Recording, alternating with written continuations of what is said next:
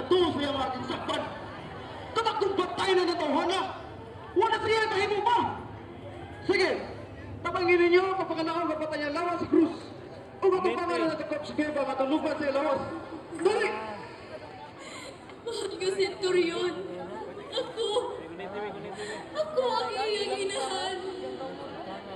Mahangyo ako kanimong at tugutan mo sa pagsaptay sa patayng lawas sa akong anak. Ano ay kang anak ko yung taon? Kayo sa mga mahibo sa pagsaptay ni mong Maria. Patay na ang imong anak, kamay! Gusto kong makita niyang panagoy sa katapusan kay ngayon. Tuguti ako halandon. Hala, ihatag siya ang inahan na patay nga lawas sa iyong anak.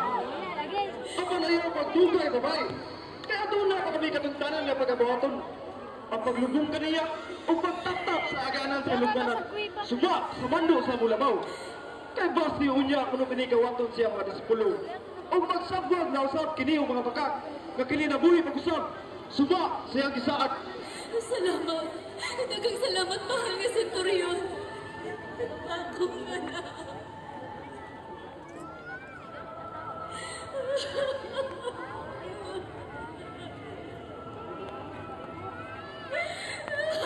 Ang ikanatulog-tulog kay istasyon.